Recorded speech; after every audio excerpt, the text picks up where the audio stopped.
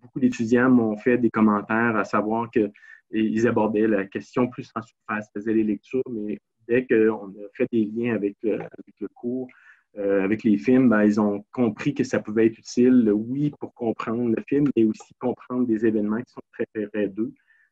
C'est la raison aussi pour laquelle j'ai tenté de choisir des films qui, malgré l'arrivée, là, qui sont beaucoup dans la science-fiction, nous rapprochent beaucoup de l'humain. Et c'est aussi ce que j'apprécie beaucoup dans le cinéma québécois. C'est souvent des œuvres qui sont denses, qui n'imposent pas des conclusions. Alors, on n'est pas dans la fin facile, on est plutôt dans la suggestion.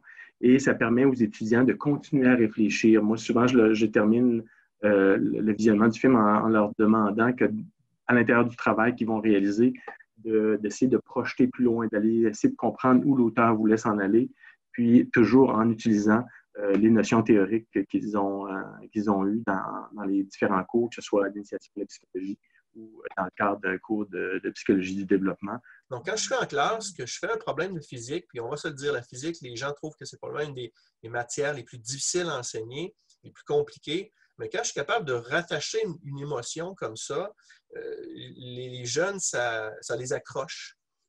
Ceux qui étaient peut-être endormis sur leur table, ben, hop, tiens, ils parlent d'un film, ils vont se réveiller. Et ça me permet, de garder l'attention de mes étudiants sur ce qu'on fait et d'ajouter une émotion.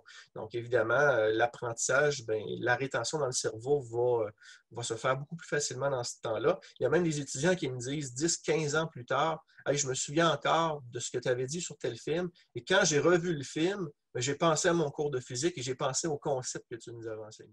En fin de session, souvent, les étudiants, ce qu'ils ont retenu du cours, c'est d'avoir été touchés par des documentaires ou des extraits de films.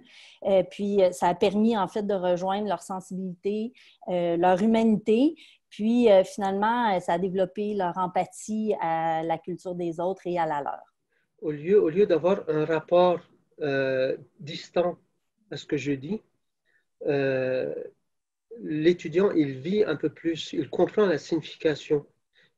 Quand je montre, je ne sais pas, une scène qui, je sais pas, de la grande séduction à un moment donné, à la toute fin du film, il y a une scène absolument magnifique dans laquelle le médecin, il est en train de s'en aller parce qu'il a découvert qu'on s'est foutu de sa gueule tout le long. Tout ça, c'était un montage, c'était de l'arnaque. Il est désillusionné, déçu, il s'en va. Et là, le maire lui dit, tu sais, ici, là, une scène que j'adore, une phrase que j'adore, il dit, il parle de sa honte d'aller chercher le chèque de BS au début de chaque mois, puis il lui dit, l'argent, on en a pour 2 semaines, mais la honte, on l'a pour tout le mois.